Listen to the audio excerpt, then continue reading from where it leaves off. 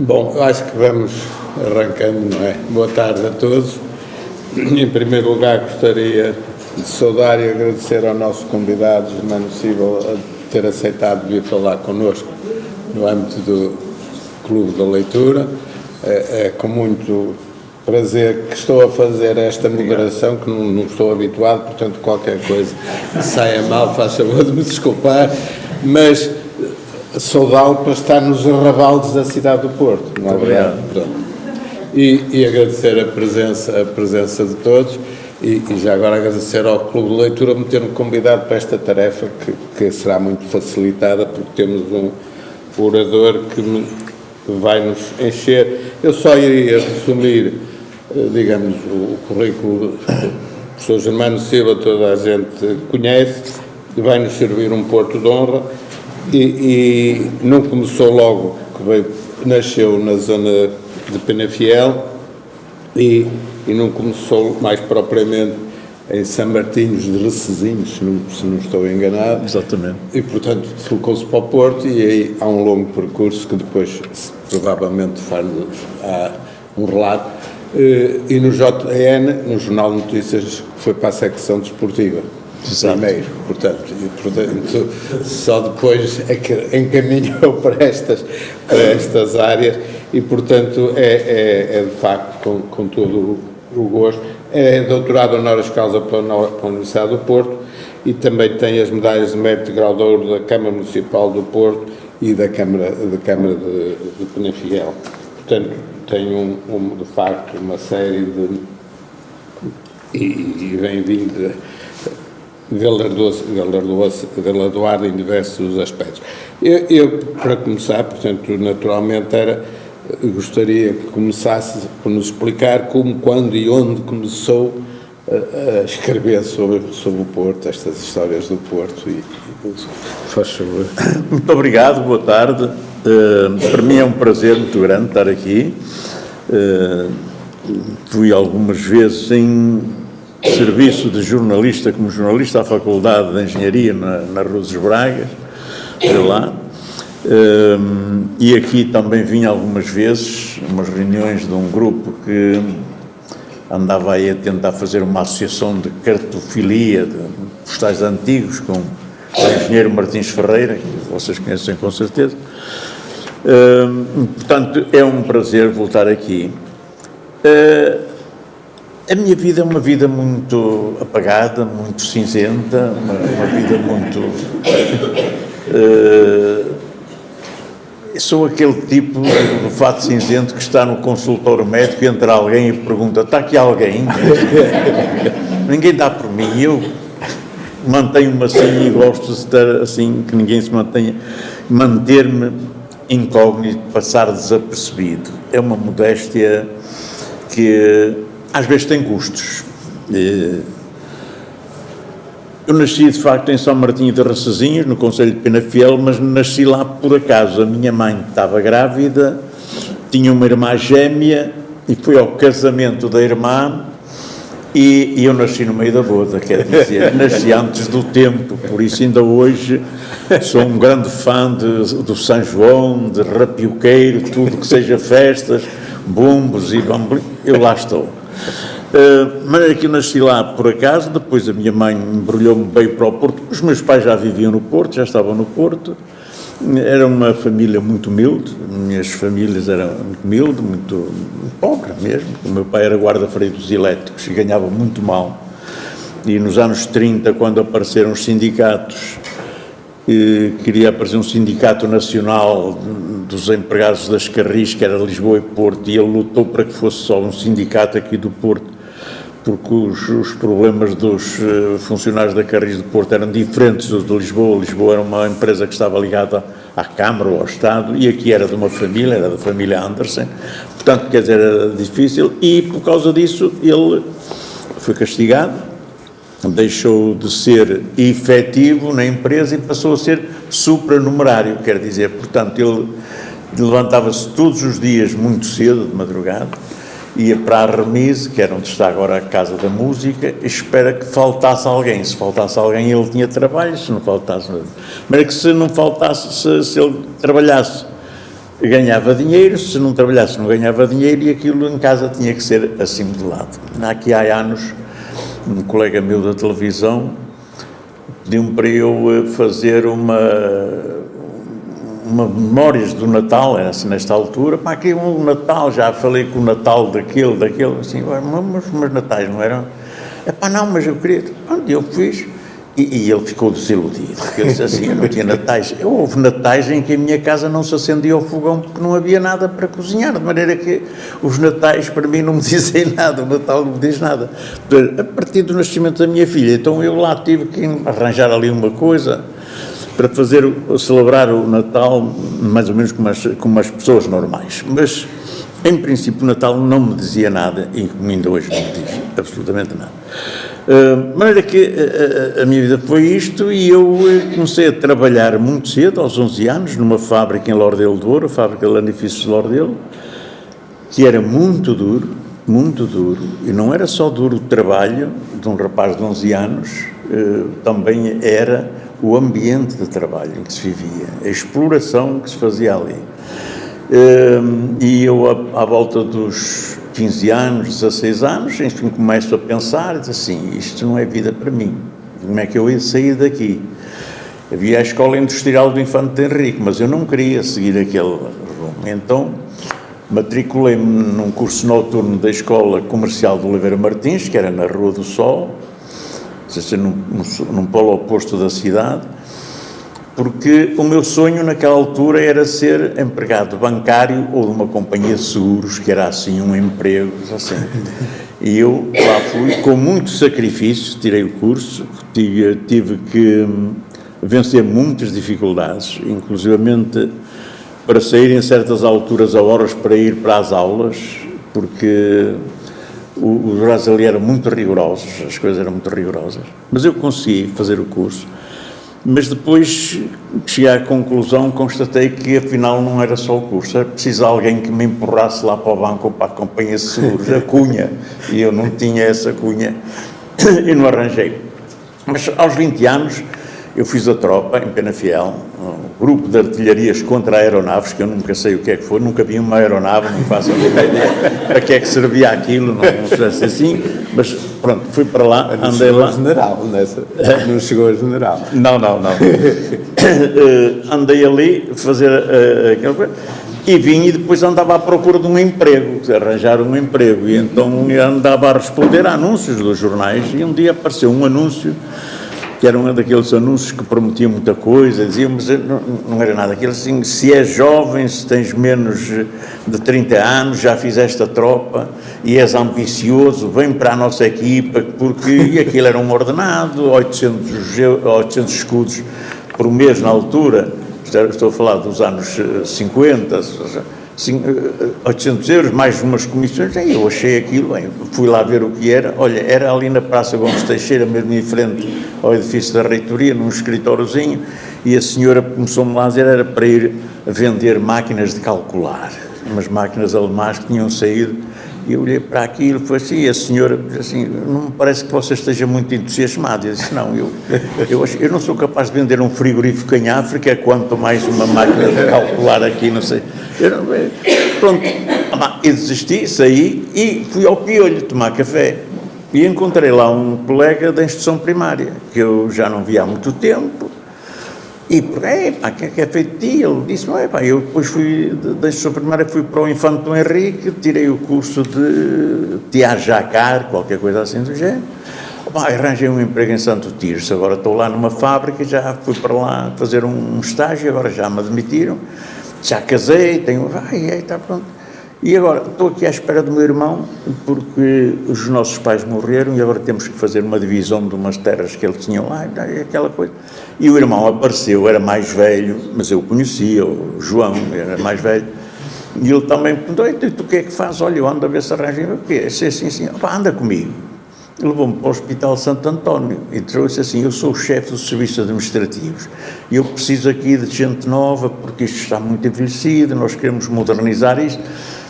Eu aceitei logo, assim, pronto, aquilo ia ganhar 800 escudos por mês e depois tinha mais umas coisas, pronto. E depois havia lá um problema que ninguém queria fazer aos domingos e aos dias santos, o serviço do hospital. Há um escriturário que dá apoio no serviço de urgência lá, daquela coisa. E eu ofereci-me para ir para lá, que eu vivia ali perto, e dava-me jeito, porque ganhava mais 200 ou 300 escudos por mês, e tinha depois a folga à quarta ou à quinta-feira, que era muito melhor que ao domingo, que o domingo andava cheio de gente na cidade, não havia, os bilhetes nos cinemas escutavam rapidamente, era assim uma coisa. E eu comecei ali, e aí, no serviço de urgência, que eu contacto os jornalistas, eles iam lá buscar as notícias, o do Jornal de Notícias era um jovem da minha idade, sensivelmente, e eu dizia-lhe, vocês andam aqui só atrás da perna partida, há aqui histórias interessantíssimas e tal, tu não queres ver? Assim, o quê? E eu mostrei, por exemplo, havia lá um caso de um senhor que era mendigo, vivia ali Carvalhido, tinha lá um coté onde deixavam dormir, ia uma tasca comer, davam-lhe a comida, mas ele adoeceu, deixou de aparecer, e eles foram lá ver e encontraram-no na cama.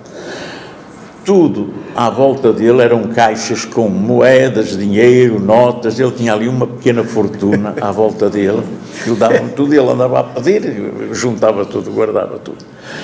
Portanto, eu disse, isto é uma história, e ele disse assim, pois é, então lá fez uma história, fez outra depois de um outro caso, e um dia disse, olha, eu ganhei um prémio lá no jornal por causa daquela notícia, tenho que dividir contigo, porque se tu não me desse, mas eu não quero. E pedi-lhe, olha, eu precisaria então que me arranjasses um cartão para ir ver a bola. Vocês devem ter uns cartões para entrar nos campos. E ele disse, eu não sei, foi perguntar e disse, olha, eu falei com o chefe da secção desportiva, isso não pode ser porque os cartões são personalizados, têm uma fotografia e é a federação que os passa. Mas o chefe disse que tu podias ir para lá colaborar no desporto. E o que é isso de colaborar no desporto? Vais fazer jogo? Então. Bom, e eu aceitei, fui lá. O chefe da secção desportiva era o Freitas Cruz, que era até aqui, ele estudou aqui em engenharia. Ele era da engenharia. E quando eu comecei, ele olhou para mim e disse assim, nós conhecemos-nos. E eu disse assim, eu tinha um ar também dele, assim, mas eu não sei de onde é. Ele disse, não é da faculdade. Eu disse, não, eu não andei na faculdade. E ele disse assim, tá. E então fizemos ali, era da tropa, porque ele estava em artilharia da Serra do Pilar, eu estava na artilharia de Penafiel. E os dois regimentos faziam exercícios conjuntos numas serras ali para o pé dentro dos rios, faziam ali. E foi aqui que conheci. De maneira que eu aceitei e fui para colaborador desportivo do Jornal de Notícias. Estive 6 meses ou isso, e um dia o diretor do Jornal de Notícias, o Sr. Manuel Pacheco Miranda, chamou-me e disse-me, olha, nós precisamos de uma pessoa ali no Grande Porto, que era no dia-a-dia, chamavam-lhe o dia-a-dia, que nós lá chamávamos o chien rasé, era aquela coisa assim, e a pessoa indicada era você, nós costumamos recortar aqui entre os colaboradores, você está, já conhece o ambiente, já está ambientado, e eu aceitei e fui para lá. Pronto, e comecei ali, depois deixei o desporto, comecei no Grande Porto, e comecei aí a minha carreira de jornalista. Era um incipiente aprendiz de repórter, ainda era estagiário, e o chefe um dia mandou-me fazer uma coisa qualquer ali na Rua Santa Catarina, mas aquilo não era nada, não deu, não tinha pano para mangas, e eu não sabia o que é que eu fazer, fiz ali uma coisa muito, e ele chamou-me, isto não vejo aqui interesse, assim, porque... E então isto foi ali em Santa Catarina e tal, e ele disse assim, vais lá outra vez e olha bem para o edifício, olha, o importante é olhar para as coisas. E eu fui lá outra vez, tem o edifício, e vi lá uma placa. Então vi que ali tinha nascido e vivido o Arnaldo Gama, que foi o grande historiador, disse assim, então quando há um assunto que não dá, mas o edifício tem uma história, tu contas uma história. Pegas no edifício, pegas nisso e contas uma história. E recomendou-me e disse-me uma coisa, tu só serás um bom repórter da cidade se conheceres a cidade. Se souberes dizer porque é que a Rua da Firmeza se chama Rua da Firmeza, já me contas uma história, porque eu não sei o que é que aquilo chama Rua da Firmeza. E eu, a partir daí, havia na redação um anuário do Distrito do Porto, o Anuário Santos Viseu, que era a internet daquela época. Nós íamos ali para saber as coisas exatas. Íamos ali para... Havia um incêndio na Rua do Heroísmo, nós íamos ao anuário, víamos lá a Rua do Heroísmo, número, olha, este é próximo, telefonávamos a saber se aquilo, e lá se dissessem, já está, já resolveram, já está pagado, foi ali na chaminé, bom, não vale a pena. Se estivessem aos gritos, os bombeiros não chegam, olha, vamos para lá, que é importante. E eu comecei aí, aquilo tinha um roteiro das ruas da cidade, e no final do roteiro tinha ruas que mudaram de nome. E eu comecei a ver ali as ruas, e vi que a rua de Visconde de Bóveda chamava antigamente Rua do Mé de Vinagre. E eu, isto era muito mais interessante, Visconde de Bóveda. Eu, na altura, nem sabia quem era o Visconde de Bóveda. Depois fui à Rua Alves da Veiga, antigamente chamava-se Rua do Malmerendas. Mas isto é muito interessante. E a partir daí eu comecei a tentar conhecer a cidade, as ruas, primeiro as pessoas, porque era importante conhecer as pessoas que geriam a cidade, o governador civil, a Câmara, os vereadores, porque antigamente, se um cidadão atravessasse a rua fora da passadeira, pagava uma multa, 25 tostões. Exatamente. E ali na praça era muito comum, depois até fizeram umas passagens subterrâneas, era muito comum. E o chefe disse assim, se for o engraxador do Imperial que vai atravessar e pagar 25 tostões, isso não interessa, não é? Mas se for o governador civil já é notícia. O governador civil pode atravessar fora, paga 25. Isso já é notícia. O governador civil atravessou fora da passadeira. De maneira que, a partir daí, eu comecei a formar até a minha biblioteca de assuntos portuenses. Comecei a ler números avulsos do Tripeiro, que aparecia nos alfarrabistas. Depois, um dia, na Moreira da Costa, ali na Rua da Avisa, apareceu a 5ª série do Tripeiro. Eu comprei a 5ª série completa, não tinha dinheiro para pagar aquilo na altura. A dona Elisa, que era a bisavó do atual, me disse ao menino, leva isto, e depois não tenho que pagar, não, você passa por aqui e deixa 100 escudos, 20, 50, o que puder, deixa ficar, e eu ponho aqui na sala, pronto, e depois, olha, já está liquidado, agora vamos ao outro, e tal, e foi assim que eu fui começar a formar a minha coleção do Tripeiro, e isto também trouxe um problema, era o espaço, onde meter as coisas. Depois tenho a coleção do Boletim Cultural da Câmara do Porto, tenho outras coisas, quer dizer, e comecei a comprar os autores que escreveram sobre a cidade, Magalhães Basto, António Cruz, Horácio Marçal, que tem uma interessante monografia sobre Paranhos, em que revela estas quintas que havia por aqui, porque isto foi tudo urbanizado em pequenas quintas, pequenas propriedades. Ele tem lá essa coisa toda muito bem descrita, Horácio Marçal. É curioso que ele era um comerciante, mas tinha andado a estudar, suponho que para padre, ou coisa assim, ou num mosteiro. Ele sabia latim, tinha rudimentos de latim. E, portanto, ele lia documentos antigos, ia à Câmara ler documentos antigos. Quando ele tinha essa monografia preparada para sair, foi ao arquivo distrital, que era o Dr. Pinto Ferreira, o diretor, e disse-lhe, eu tenho aqui uma monografia que cabia bem nesta coleção, documentos e memórias do Porto e tal. Eu disse, sim senhor, e ele assim, viu, disse assim, passe por aqui amanhã, eu vou ler isto. Ele falou, olha, muito bem, sim senhora, mas diga-me qual é o seu grau académico. E ele disse assim, eu não tenho grau académico nenhum, eu sou comerciante.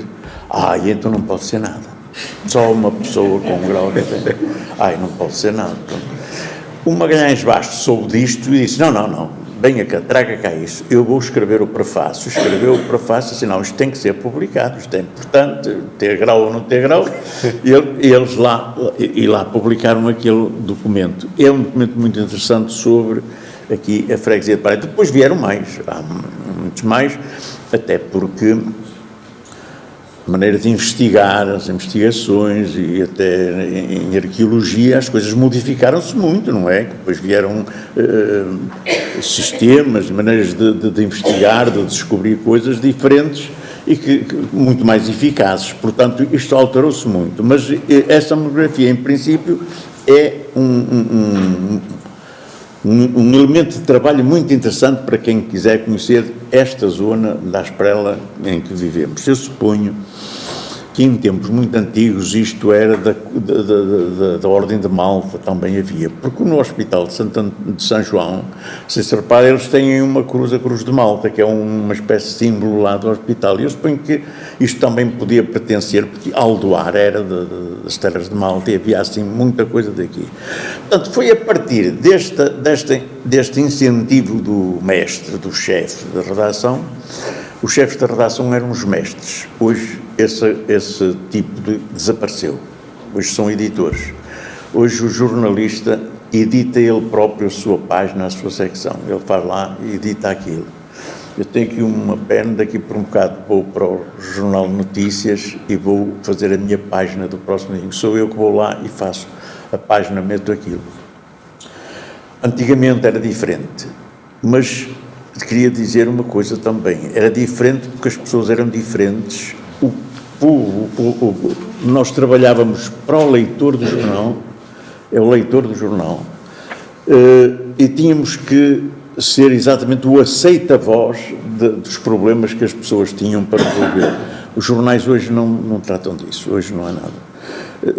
Telefonava-se para o Jornal Notícias por tudo e por nada. Ligavam, era sempre por causa de uma teima. Olha, é por causa de uma teima. Nós estamos aqui na adega do Quim, e agora diga-me uma coisa, no Porto Arsenal, no estado do Lima, quem é que marcou o segundo golo? Foi o Araújo ou foi o Correia Dias? Bem, e nós já tínhamos lá na mesa uma cábula com essas coisas, porque já sabíamos que aí já tínhamos lá a cábula, foi o Araújo. Diga alto que é para aqui, estás a ver? Estas coisas perderam-se.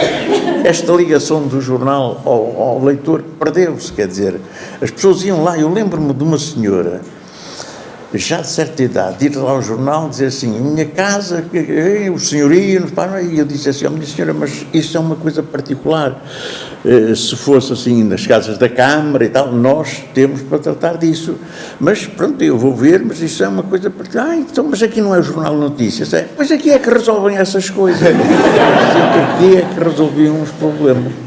E isto vem de trás de muitas outras coisas, da maneira como os jornalistas foram ensinados, o chefe usava uma expressão, cavar a notícia, tens que cavar a notícia, assim, e nós fazíamos isso com muito gosto, muito prazer.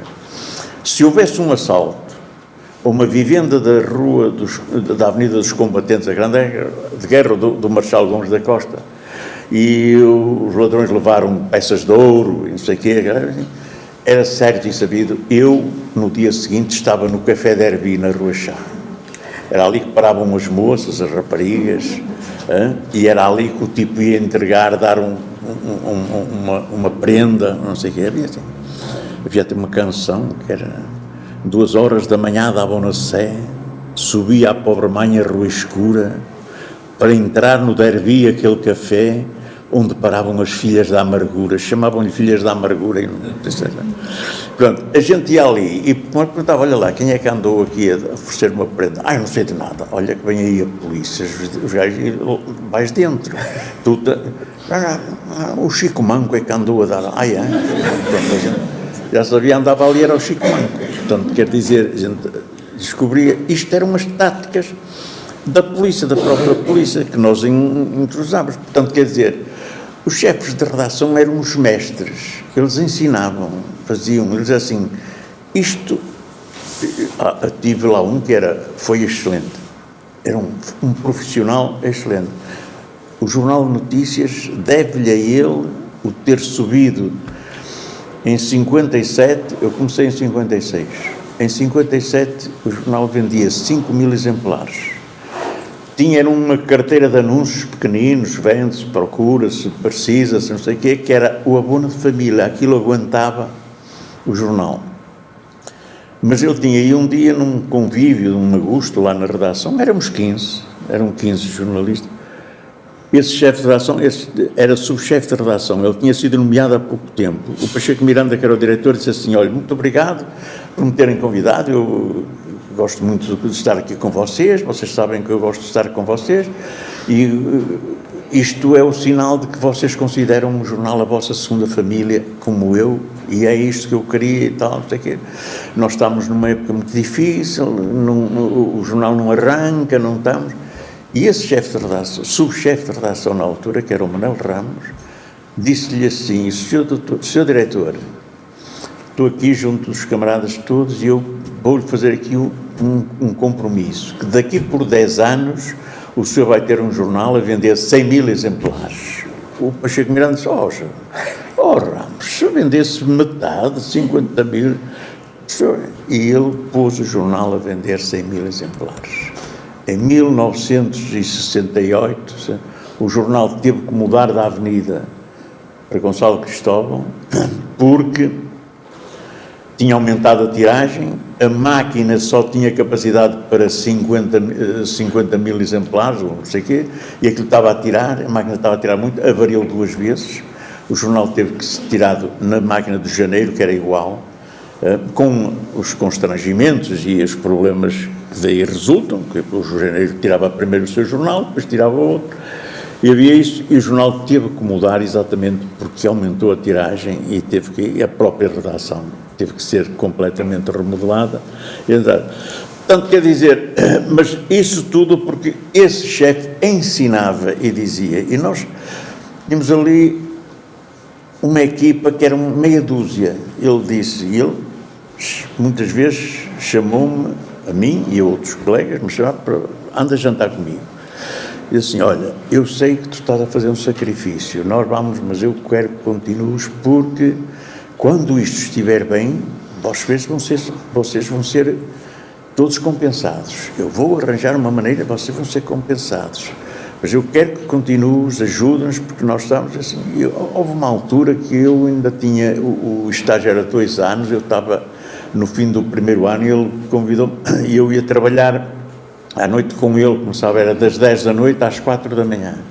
E eu fiquei assim um bocado, e ele disse assim: há algum problema? Eu disse assim: é que, como ainda não acabei o estágio, ainda não sei se fico ou se não fico, ainda estou a manter o hospital, ando ali numa coisa, mas é um sacrifício. E ele disse assim: olha, tu acreditas na minha palavra de honra? Eu disse: não acredito. Então eu dou-te a minha palavra de honra que não vais embora, tu vais ficar, nós precisamos de ti, tu vais ficar cá. E eu deixei o hospital e continuei só a trabalhar uma coisa assim.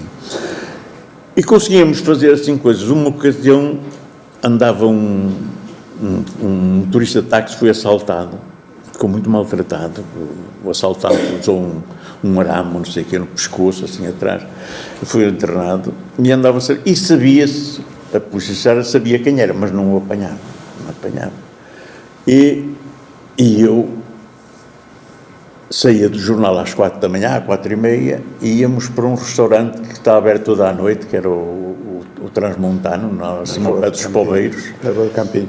Exatamente.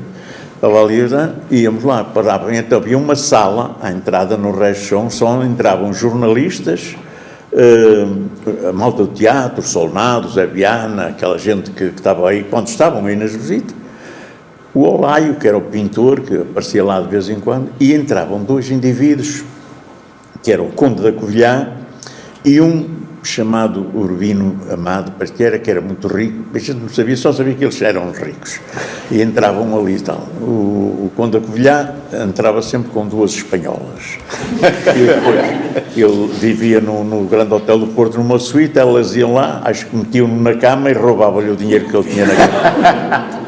E ele dizia que era pouco. É pouco, eu só tinha lá 4 contos, naquele tempo, 4 contos, era uma fortuna. E então estava ali, um dia, o empregado, que era o Veloso, disse assim: ó, Sr. Germano, está ali um senhor do lado de lá, que lhe, do outro lado, para o lado da casa da Rua do Campinho, havia uma espécie de tasca, e eram os tipógrafos dos jornais que passavam por lá, e um tipógrafo do JN queria falar comigo, e eu fui lá falar com ele. E vejo uma rapariga a aviar umas sandes e umas coisas, e eu vi, esta rapariga é a amante do fulano que a polícia anda atrás dela. Ela está ali a aviar umas sandes, umas coisas. Saiu, meteu-se num táxi e foi-se embora. Mas eu vi quem era o táxi. Nós conhecíamos os taxistas, porque os taxistas eram informadores preciosos para dar coisas. Era o Lacerda. E eu, quando andei ali, e estava lá um colega, então não vais embora, mas espera aí, deixa ver se parece o Lacerda. O Lacerda lá aparece, eu disse, Lacerda, onde é que foste deixar aquela moça? Assim, ela ficou ali na marginal ao pé da Ponte Maria Pia. Eu disse, mas ali não é? Não, mas ela ficou ali, eu ainda estive assim a olhar para o retrovisor, mas ela sentou-se lá e ficou ali e veio embora. Bem, eu no dia seguinte fui para lá espreitar e vi em cima uma coisa, uns barracos, assim, ele está ali escondido. Veja, assim, fui ao jornal, foi um fotógrafo, olha, anda comigo, vamos lá. E ele, o que é que vamos fazer? Não, espera aí, vamos lá, subimos, e quando íamos aproximar, eu hoje não fazia isso, atenção. Hoje não fazia isso. Ele foi lá e abre-se uma porta lá e assim, seu agente, eu já me queria entregar. Eu disse, olha, não sou agente, sou jornalista, mas era que eu queria falar consigo. Se você permitir fazer aqui com a fotografia, se não quer, fica de costas, mas fala comigo. Ele falou, contou, mas assim, mas eu queria me entregar assim. Mas eles vão me bater quando eu chegar lá, olha, mas batem-lhe até aqui. Quantos mais dias tiver, pois, se calhar vai mais. Mas, agora, se vocês quiserem entregar, eu falo com a gente e você, assim, mas agora é você, eu não tenho nada a ver com isso. Eu só falei consigo e agora você continua. Não, eu queria, então venha comigo. Assim, levei para o jornal e liguei ao agente, disse assim, era o agente Regadas, o célebre Regadas. Eu liguei-lhe, olha, está aqui o fulano, está aí, está. Ele veio lá, e pronto, lá falou com ele, olha, mas agora ele vai confessar tudo, não lhe casquem, deixem. Pronto, e ele telefonou dali para o inspetor, e eu lembro-me de ouvir o inspetor dizer, mas o quê? Você vai. Ele está no Jornal de Notícias, então o Jornal de Notícias é que não prenderam nada, ele quis entrar.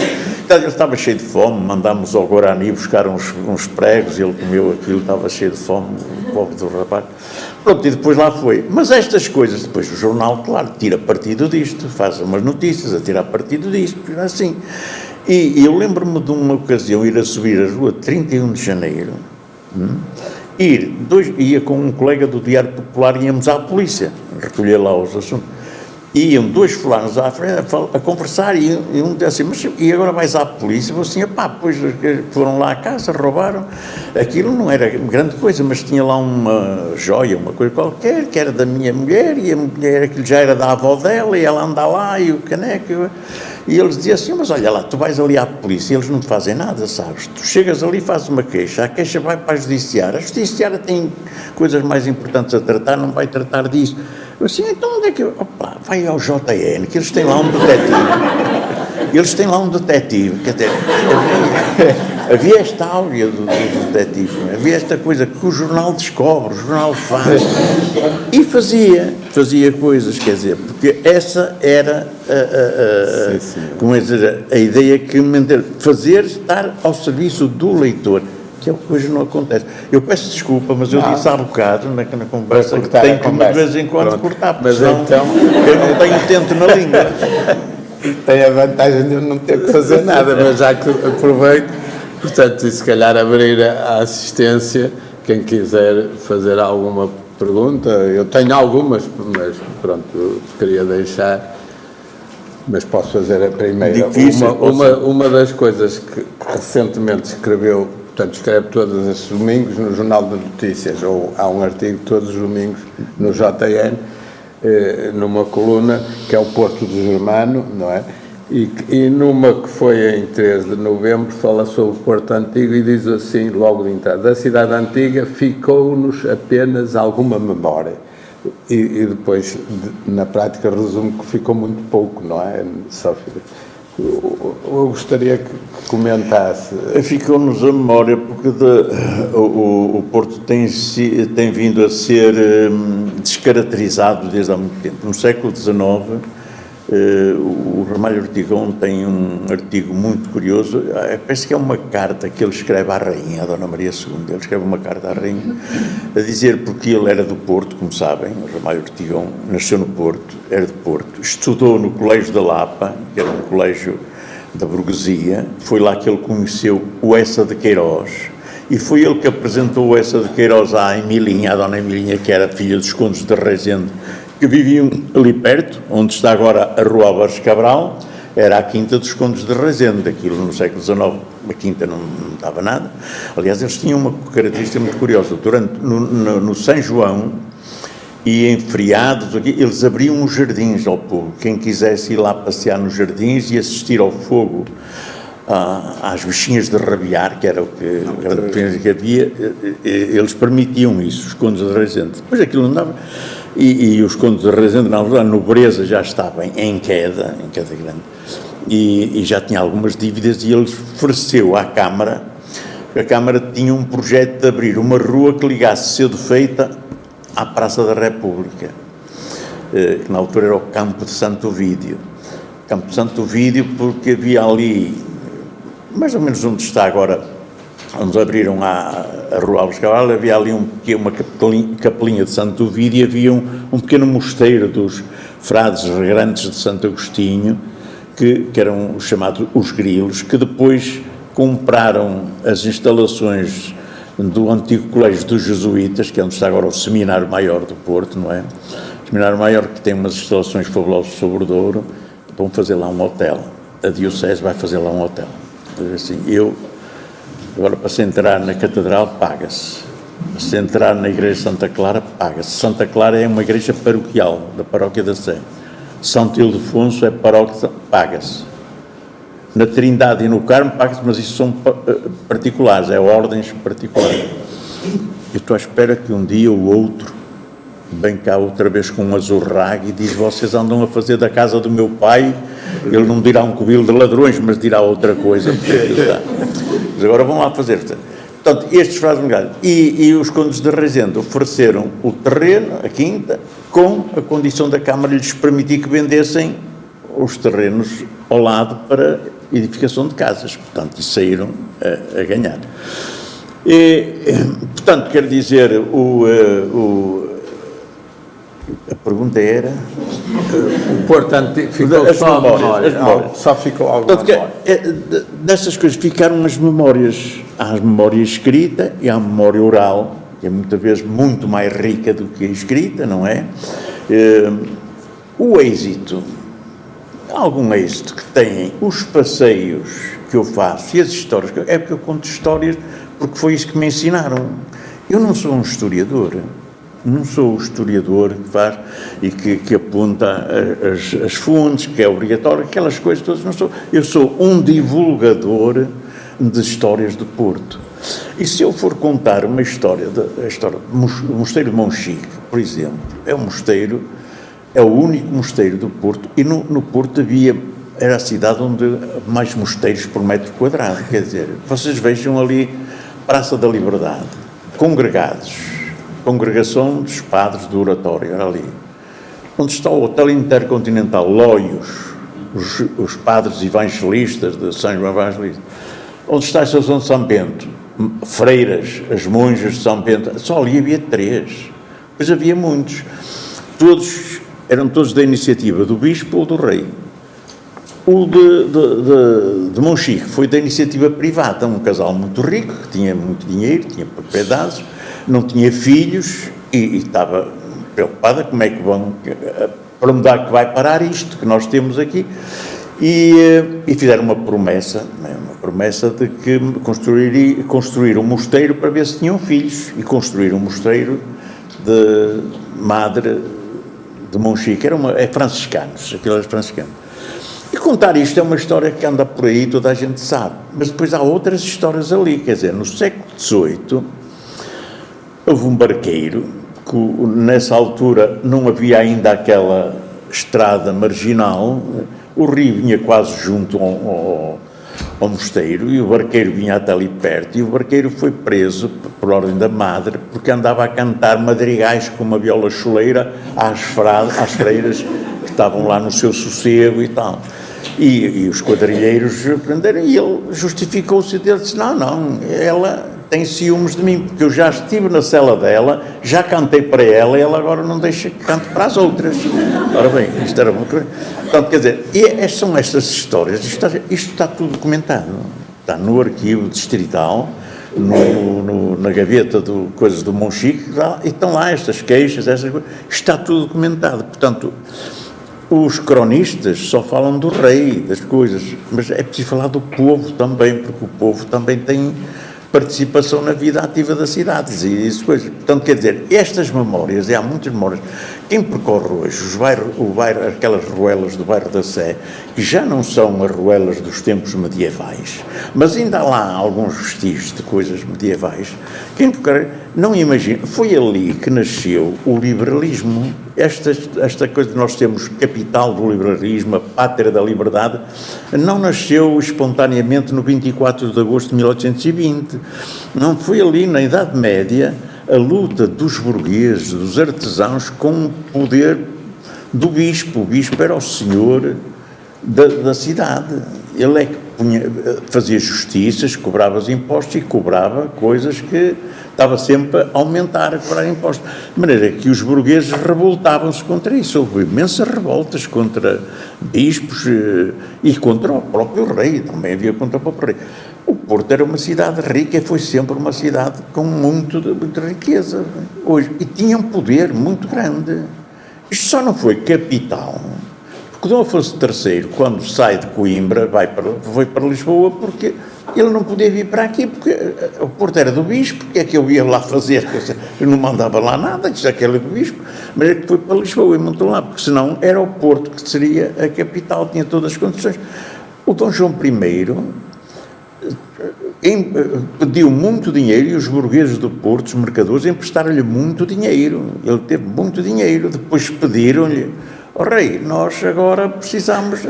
E ele disse: eu não tenho para vos dar. Então criou o termo do Porto, que era uma coisa que é hoje o distrito, mais ou menos, Santo Tirso, Penafiel, que era a Rifana de Sousa na altura, por ali.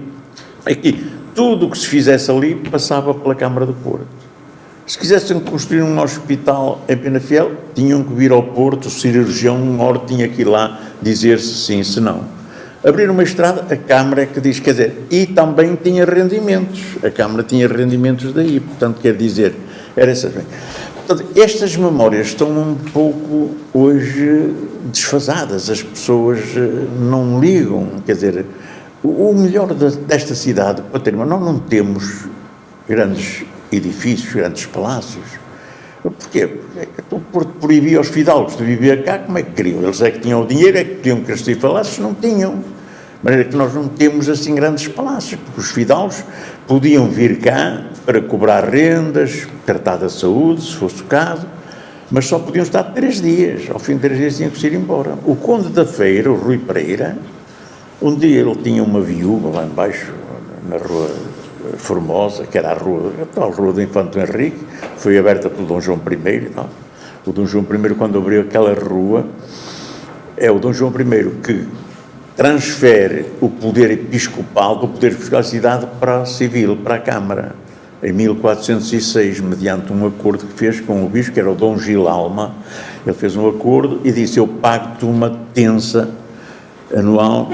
E o bispo ainda ficou, não, eu das rendas da Rua Nova, que era a Rua do Infante Henrique, onde foi a burguesia, os Brandões, aquela gente toda, os Monfalim, foram todos viver para ali, eles eu dali pago, nunca pagou nada. O Estado nunca paga nada, nem devolve nada. Não devolve, nem paga, nem devolve. De maneira que ele nunca pagou, foi para ali. O Rui Pereira veio para lá, instalou-se ali, ele tinha muitos negócios, e um dia já estava cá mais de 3 dias e os tipos começaram a dizer aos criados dele que vinham comprar o peixe à Ribeira, assim: olha, diz lá ao teu amo que ele já está aqui, mas ele tinha lá a viúva, e eu disse assim, e ele não foi, e eles foram lá, assaltaram-lhe a casa, chegaram fogo à casa, ele teve que fugir pelas traseiras, meteu-se num barco e foi para o lado lá, e foi, olhem, depois estabeleceu-se toda a sua coisa em Arnelas, onde se faz uma feira das nozes, e regueifa, diz que regueifa em nozes sabe a casar, não sei.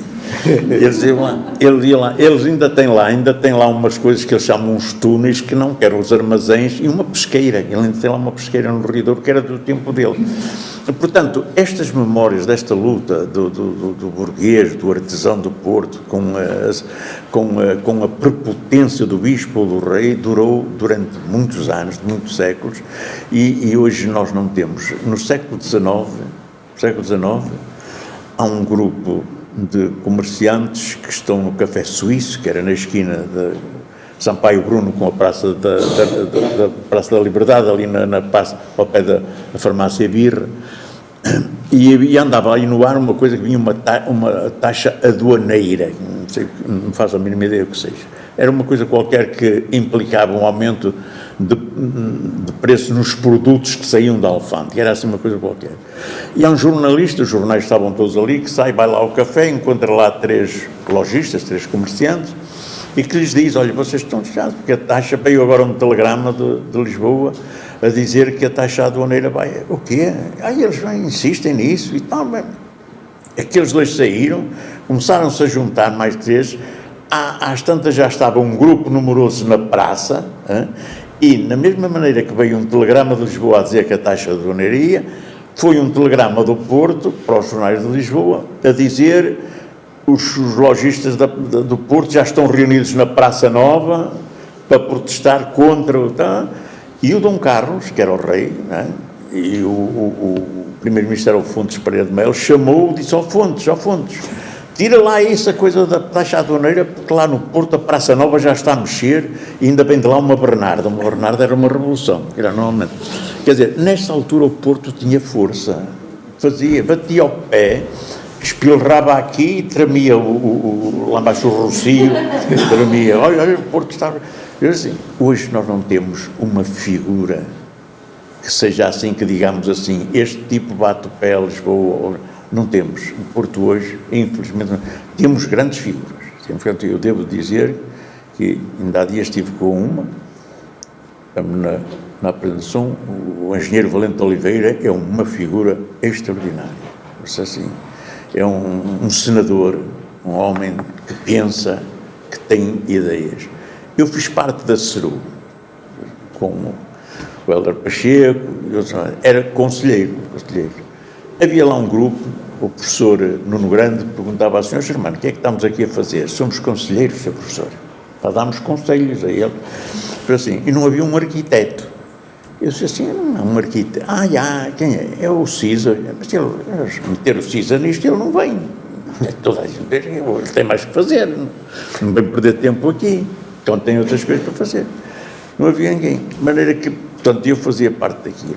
E verifiquei, aquilo teve uma importância muito grande, e hoje nós, há quem se queixe do turismo, das coisas do turismo, eu acho que tem que ser, há muita coisa que tem que ser revista, mas o turismo foi muito benéfico para a cidade. A Rua das Flores estava abandonada. Mouzinho da Silveira era um desastre olhar aquelas casas. E houve muita coisa de recuperação. É pena que não estendam o turismo, por exemplo, para Campanhá. Campanhá é um sítio da cidade extraordinário. Aquelas aldeias, o Azevedo, ali o Monte do Tine, aquelas coisas, aquilo é uma coisa extraordinária andar por ali. As quintas que havia por ali, a Quinta da Revolta, a do Freixo está agora um hotel, essas coisas, mas são umas quintas extraordinárias. E a nossa memória paira por aí, por estas coisas todas. Quer dizer, eu volto a repetir, se algum êxito tenho nas visitas que faço, é porque eu conto histórias sobre este sítio, aquela casa, uma família. Há histórias, imensas histórias. E é nessas histórias que está a riqueza, porque o património mais rico desta cidade são as pessoas. Não estão? Não sei, já fiz a primeira questão. Agora era bom que a assistência, se tiver perguntas a fazer, ou comentários, ou críticas também. Estamos abertos.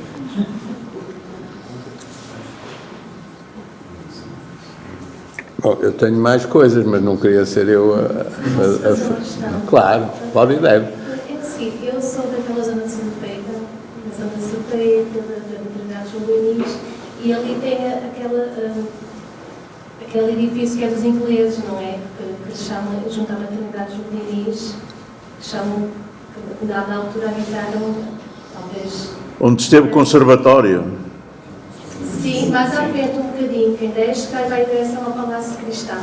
A minha pergunta é, nessa zona chamam de Campo Pequeno, se isso tem alguma ligação, o chamarem de Campo Pequeno, à altura dos ingleses quando habitavam na cidade? Os ingleses vieram aqui para o norte, vieram por causa do vinho do Porto, não é? O comércio de vinho do Porto. E eles instalaram-se inicialmente, era no Candal. E agora há lá uma polémica, porque aquele campo do Candal, né? Eu fui lá muitas vezes, eu cheguei lá a jogar a bola, eu joguei nos Júniores de Boa Vista, era guarda-redes, e fui lá jogar. Aquele campo do Candal, aquilo é da Misericórdia. Portanto, agora vai passar lá uma estação de metro, vai haver ali uma estação, vai passar lá a linha do metro e depois vai haver ali uma estação, claro, aqueles coisas de terreno já andam ali, tudo à volta. Os ingleses, inicialmente, eles estabeleceram-se por ali e tinham lá o seu clube, a sua... Sabe? Só que eles tinham muita dificuldade em enterrar os mortos, porque, portanto, eles tinham um ritual religioso diferente. O ritual até nem é muito diferente, mas, pronto, eles eram chamados protestantes, não eram anglicanos, depois tinham outras, batistas, tinham várias coisas.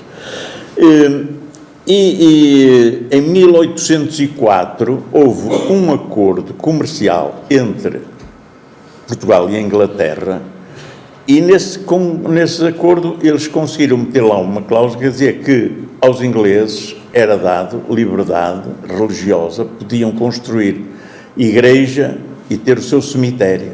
Portanto, eles antigamente enterravam os seus mortos à beira dos rios, nos caminhos, não tinham, porque naquele tempo os mortos eram enterrados no interior das igrejas, o que era uma coisa horrorosa, e contra isso bateu muito um médico, um cirurgião daqui da academia, o Francisco Assis Vaz, e vivia naquele edifício redondo que em Bairro do Piolho, ali um edifício com uns azulejos cor de vinho, parece que é um restaurante chinês ou japonês agora, não sei o quê, e ele vivia ali, e até havia uma vielinha entre isso e a academia, que era a Viela do Assis, chamava-se Viela assim.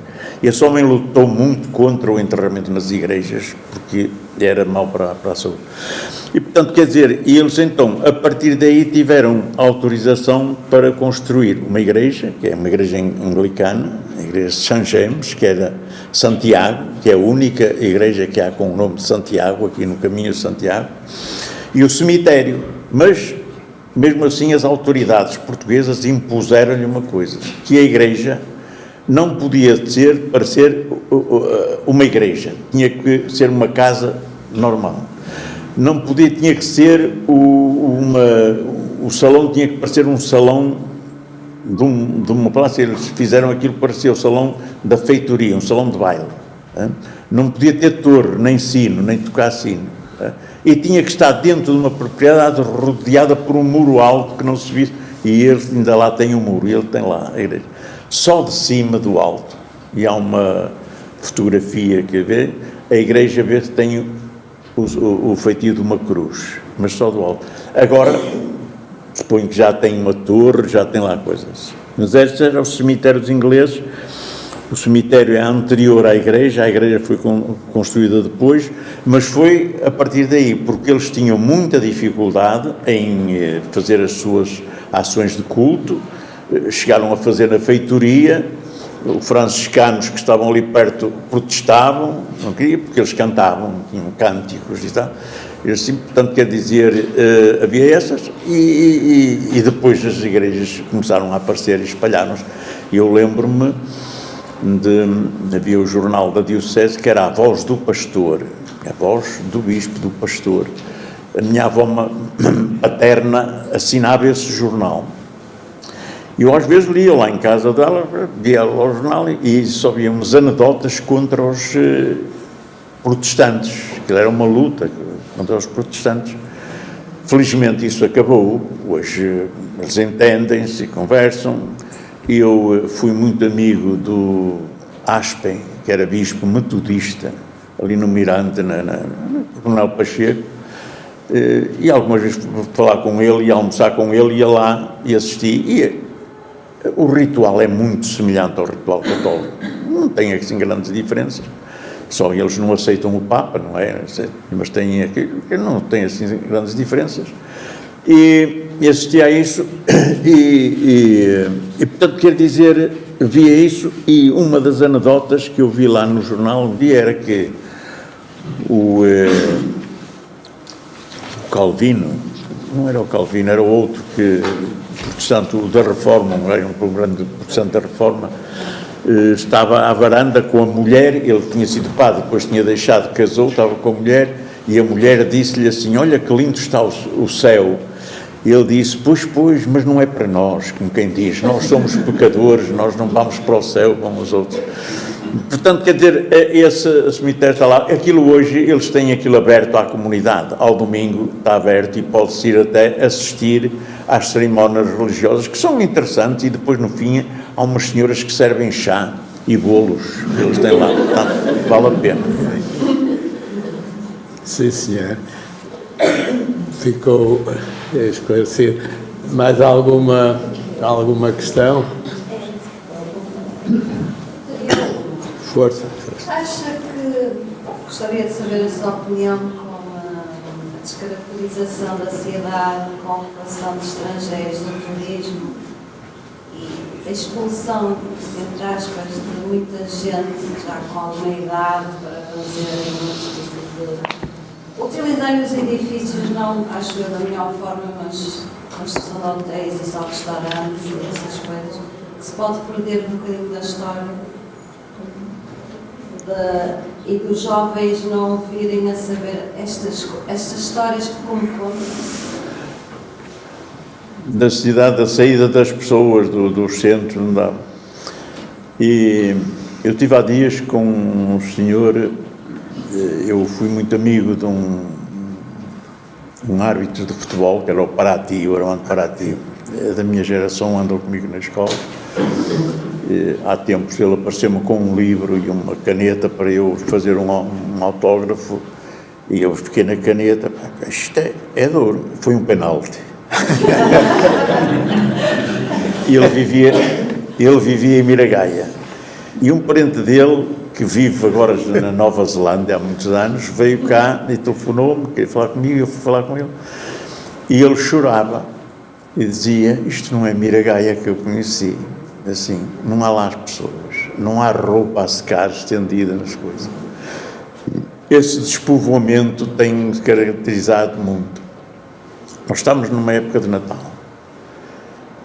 Há anos eu fui à Rua da Banharia, que era uma rua mal afamada pela prostituição, coisa escura também. E eu fui lá fazer uma reportagem para o semanário O Jornal, que eu colaborava na altura no semanário Jornal. Porque na mais célebre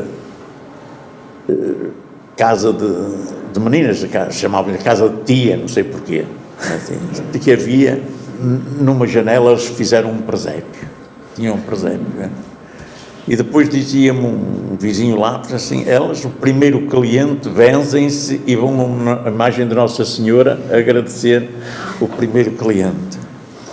Isto inicialmente parece assim uma coisa, mas não, é aquelas pessoas, é a crença para elas, aquilo era uma profissão, e aquilo existia, era uma profissão, estava legalizada, aquilo era. Mais abaixo havia uma tasca de uns senhores de Trás-os-Montes que na noite de Natal mandavam vir lá as tronchudas, as batatas, e depois compravam os bacalhaus e faziam ali umas ceias, e caía lá toda a marginalidade que andava por ali naquelas zonas. Não se via sem-abrigos na cidade, porque isto ainda era no tempo da outra senhora, e quem estivesse sem-abrigos era levado imediatamente, removido para os albergues, para essas coisas que havia aí. Mas essa gente estava ali, e eu digo, era interessante, porque chegava lá e havia quem chorasse, lembrasse da família, das coisas, havia quem cantasse, tivesse uma viola e cantava, coisas até ao Menino Jesus, assim. E aquele casal, os donos da taberna, estavam ali a noite toda a servir batatas com bacalhau àquela gente, que era o calor que eles tinham ali, aquele calor humano. Portanto, numa rua, que era uma rua da prostituição, da droga e tudo, ainda havia também, a gente ainda encontrava a humanidade, depois o sentido do humano, e as pessoas eram assim. Eu encontrei, há tempos entrei ali num senhor que vende postais antigos e moedas e não sei o quê, na Rua Cedo Feita, era o Senhor Lindo, e estava lá um senhor a tentar vender-me uma coisa qualquer que ele tinha na mão, e o Senhor Lindo estava a dizer que não queria, não quer isso, ninguém compra isso, ninguém quer isso, assim. E ele olhou, quando eu entrei, conheceu-me e disse, talvez este senhor se interesse por isto. E eu disse, passou-me para a mão, eu estive a ver o que era.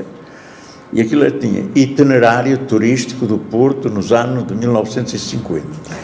E eu fui a folhear, interessa-me, mas depende do preço, assim, ofereço-lhe, assim, mas mais barato não posso fazer, assim, então pronto, eu fiquei com aquilo. E aquilo, o itinerário turístico, era a relação das casas de prostituição que havia no Porto naquela altura. Todas, escrito à mão. Mas com pormenores, eu disse assim, mas o senhor disse, não, isto, porque depois aquilo nas folhas interiores tinha uns desenhos eróticos, não eram, assim, uma coisa. E eu disse assim, eu tenho uma filha que entrou agora para a faculdade e ela vai-me lá para a biblioteca e eu não quero que ela veja isto. Acho que o pai é um tarado e tal, assim. E eu fiquei com aquilo. Aquilo é um documento precioso, porque aquilo é nos anos 50, aquilo era legal, era legalizado. Tinha lá tudo, depois tem lá o nome das casas, as casas tinham nomes assim, Amicas da Boa, a gente imagina, Amicas devia ser a patroa, Amicas da Boa, devia ser tipo boa como ao milho, não é? Depois tinha, assim, o Portugal-Espanha, que eu nunca sei o que é, que era uma casa de meninas que se chamava Portugal-Espanha, não sei, não faço ideia, tinha espanholas, não sei o quê. E depois aquilo tinha relatório, tinha a hora de funcionamento, era sempre da tarde à noite, o telefone, os preços e os pratos, o que é que se fazia. Está ali todos especificados assim. De maneira que eu guardo aquilo com muito gosto, mas junto daquilo eu tenho uma tese de doutoramento feita aqui na Universidade do Porto sobre a prostituição no Porto, porque aquilo era legal. E tenho a caderneta das toleradas que havia, elas tinham uma caderneta, a caderneta da tolerada, era como lhe chamavam, e essa caderneta elas tinham que ir à examina, era ali na Sé, era o doutor Urgel Horta, havia dois, era o pai era, Urgel Horta era oftalmologista, era da União Nacional e era deputado da Assembleia Nacional.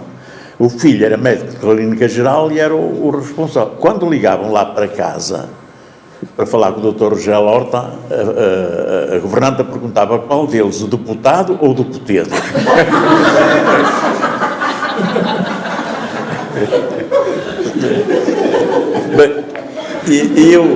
Elas tinham essa caderneta, tem lá tolerada, tem lá o nome da rapariga, e eu tenho essas coisas, tenho isso guardado. O meu amigo Pacheco Pereira, José Pacheco Pereira, anda há anos a dizer ao Germano, eu quero isso lá para baixo para a efêmera. Vou assim, Pacheco Pereira, não vai, porque aquilo é uma coisa do Porto, tem que ir ali para o arquivo distrital, vai para o arquivo municipal, vai para o arquivo. Um dia já doei para lá imensas coisas, porque eu ando há mais de 50 anos a frequentar alfarrabistas e encontram-se as coisas mais disparatadas no meio dos alfarrabistas, até dos livros. No meio dos livros vêm coisas às vezes, e de maneira que eu guardo essas coisas. Alguns são documentos que são únicos, como este é um documento único, aquilo não é copiado, está escrito à mão, é um manuscrito, e aquilo tem que ir para um arquivo para ficar lá, faz a história das coisas. Portanto, o meu amigo José Pacheco Pereira disse que não vai para lá. Olha, desculpem, eu exagero. Nós estaríamos aqui o resto da tarde toda. O problema é que as pessoas têm, eu não sei se tem mais alguém que queira pôr alguma questão. Tem que fazer, tem que estudar ou dar aulas. E eu tenho que ir trabalhar. Mas com a juventude dos seus 93 anos, que é um exemplo, e eu, pronto, renovo os agradecimentos a quem assistiu, mas em particular ao professor Germano. Eu é que agradeço, Silva, gostei muito de estar aqui. E temos pena de não passar o resto da tarde aqui, mas enfim. Eu estou disponível para outras ocasiões. Muito obrigado.